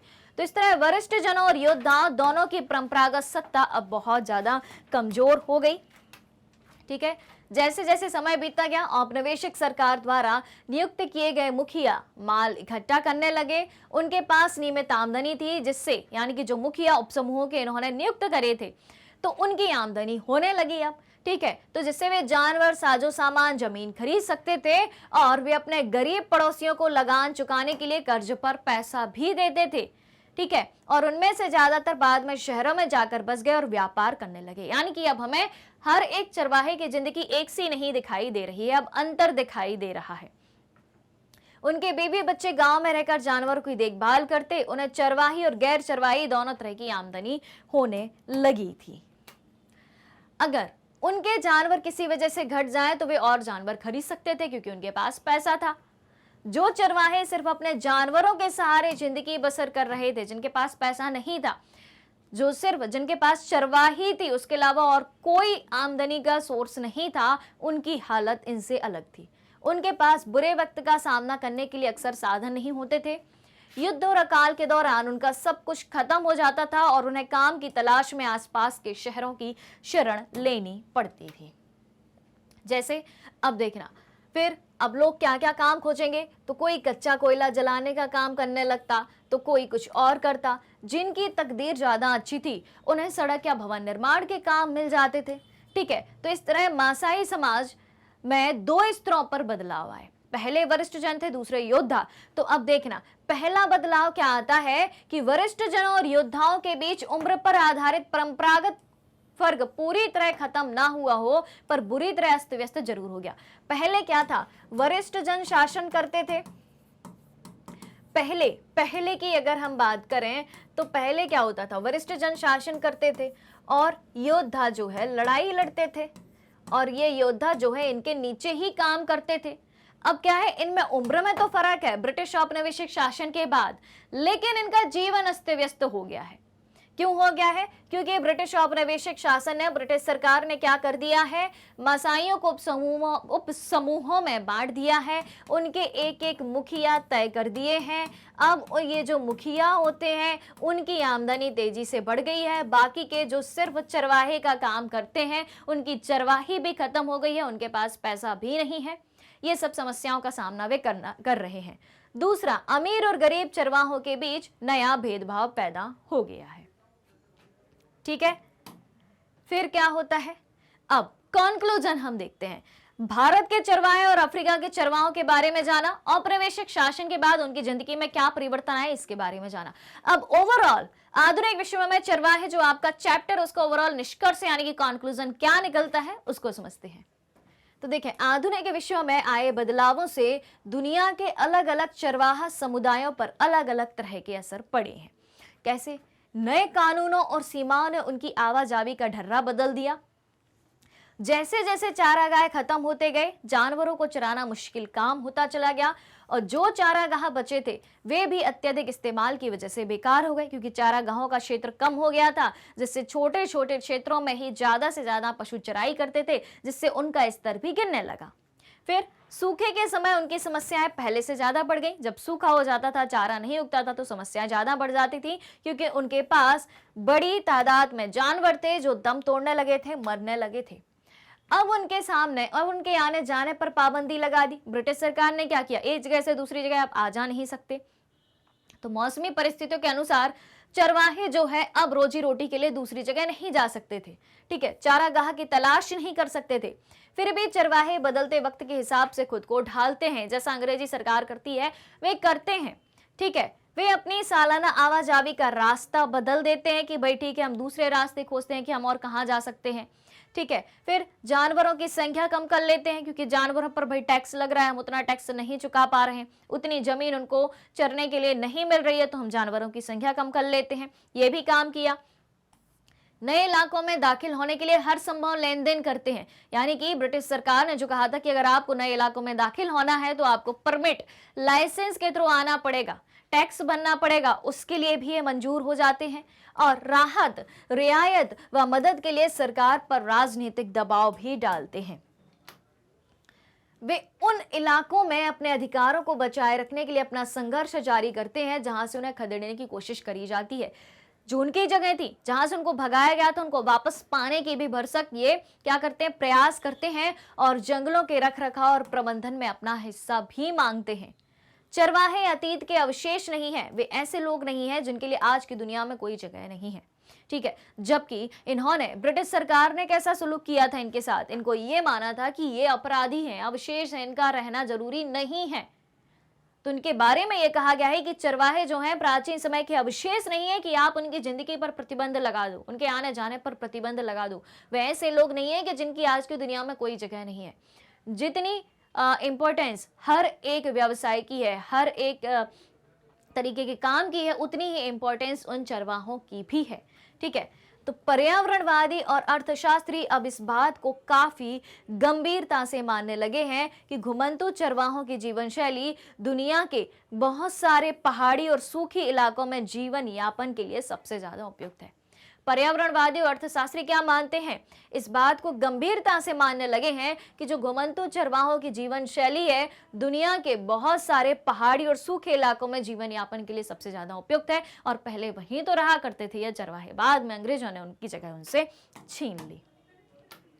और इस तरीके से आज का ये कंप्लीट चैप्टर रिवीजन यहीं पर खत्म होता है। सारी बातें हमने फिर से एक बार रिवाइज कर ली हैं। बाकी सारा पूरा कंटेंट भी अवेलेबल है, प्लेलिस्ट में आप जाइए, पूरा चैप्टर अवेलेबल है, इवन हिस्ट्री का सब कुछ मिलेगा आपको, सारे सब्जेक्ट्स का पूरा कंटेंट मिलेगा। बस प्लेलिस्ट में जाना है, देखना है और पढ़ना है। ऑलराइट, चलिए तो चलते हैं। अगर आप हमारे डेली के लाइव सेशन और रिकॉर्डेड सेशन से जुड़ना चाहते हैं, सारी चीजें उपलब्ध है मैग्नेट ब्रेन्स के यूट्यूब चैनल, वेबसाइट और एप्लीकेशन पर।